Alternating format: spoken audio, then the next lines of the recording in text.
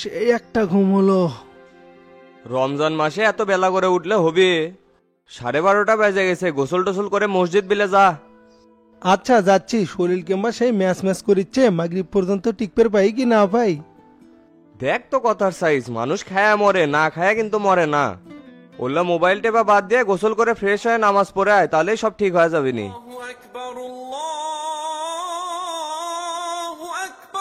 এ আজান দিয়ে দিছে, সময় নষ্ট না করে তাড়াতাড়ি গোসল করে মসজিদ বিলে আসে। ঠিক আছে যাও, আসতেছি।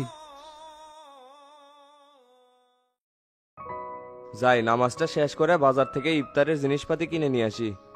বেটা কুমা এখনো আসিচ্ছে না, এর বরেই তো পাচ্ছি না। কষ্ট যতই হোক, এটা প্রথম রোজা, সারা যাবি না। 5 ওয়াক্ত নামাজ পড়মো আর সব রোজাই কর্ম, আগে যা ভুল করছি তা করছি। এখন সেই পিপাসা লাগছে, মনে হয় সিয়ারির টাইমে পানি কম খাসি। মনে হচ্ছে 1 গিলাস পানি খেলে টানা 3 দিন রোজা থাকতে পেলামনি। তে পানি খাও, গোপনে খালে কি কেউ দেখবে?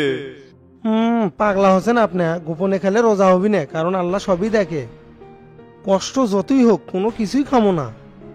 কষ্ট করে এবাদত করবে কোসে কেটা, চাইলে তুমি সবকিছুই করতে পারো। দুনিয়াটা অল্প দিনের, তোমাকে অনেক কিছুই দেখতে হবে এবং অনেক কিছুই করতে হবে। এত চিন্তা ভাবনা না করে সামনের দোকানের যায় কিছু খাও, আরাম পাবেনি। ঠিকই করছেন আপনি, খিদে লাগছে, মাথা মতো ঘুরিচ্ছে, কিছুই ভাল লাগিচ্ছে না। কিন্তু একটা জিনিস চিন্তা করিচ্ছি, মনিরের দোকানত গেলে তো আমাকে জিনিস দিবি না, কবি যে রোজা ভাঙ্গার জন্য এলে বেড়াচ্ছু।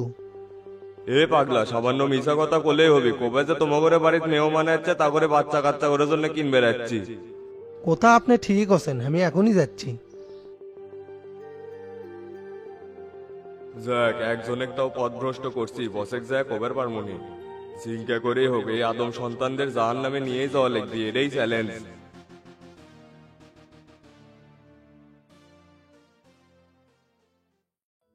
মনির ভাই, একটা ফ্রুটো, এনার্জি বিস্কুট আর 20 টাকার মোটা চানাচুর দেন। এই রোজার মাসে এখন এগুলা নিয়ে কি করবো? ইফতারে তো অনেক সময় আছে। ইফতারের জন্য লিচ্ছি না তো, বাড়িতে মেহমান আছে, তাদের সাথে কেষ্টা কেড়ে লিয়াচ্ছে, ওয়াগের জন্য লিচ্ছি। আব্বা ইফতারের সবকিছু কিনছে, রোজা ভাঙ্গা লাগে খেজুর দিয়ে। ঝটপট দেন, সোলপোল আবার সেই কান্নাকাটি করিচ্ছে। বাড়ির তো সবাই রোজা আছে, রান্না বান্না কিছুই হয়নি, এলে খিলে এনে ঠান্ডা করে রাখি। ঠিক আছে, একটু দাঁড়া দিচ্ছি।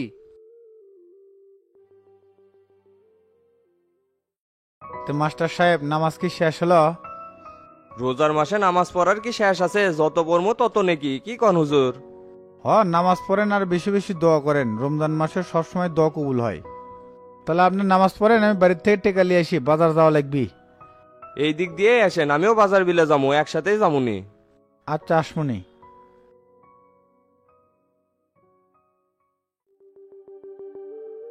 এই জায়গাত কেউ নাই, চট্টস করে খাইলেই।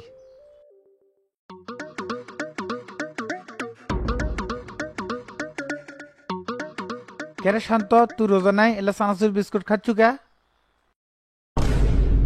হুজুর, আমি যে রোজা ছাড়ে দিছি, এটা তো আব্বাক কোয়েন না, তাহলে কিন্তু আমাকে মেরে ফেলে দিবি। এটা কোনো কাজ করলো? বেলা তো চলেই গেছে, আর মাত্র 3 ঘন্টা আছে। এইটুকু সময়ের জন্য কেউ রোজা ভাঙ্গে? বড় হসু ঠিকই, কিন্তু জ্ঞান বুদ্ধি কিছুই নাই, সিয়াম সম্পর্কে কিছুই তো জানিস না।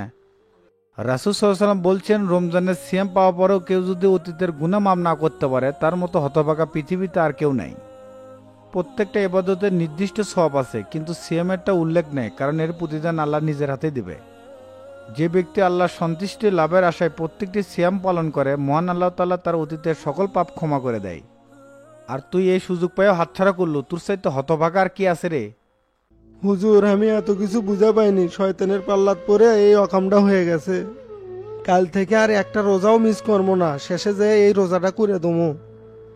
এত সহজ না, ইচ্ছাকৃত ভাবে একটা রোজা করে দেওয়া লাগবি। আল্লাহর কাছে তওবা করে মাফ চা, যে দিন যায় সেটা কিন্তু আর ফিরে আসে না। মানুষ নির্দিষ্ট সময়লে দুনিয়াতে যাচ্ছে, সময় ফুরে গেলে আর 1 সেকেন্ডও থাকতে পারবি না। হে আল্লাহ, তুমি সবাইকে হেদায়েত দাও আল্লাহ, মৃত্যুর পর তোমাকে ছাড়া আর কাউকে পাশে পাবো না, আমরা খুব দুর্বল। কাজটা তুই মোটেও ঠিক করিসনি, এরকম নিকৃষ্ট কাজ আর কোনোদিন করবো না, যা।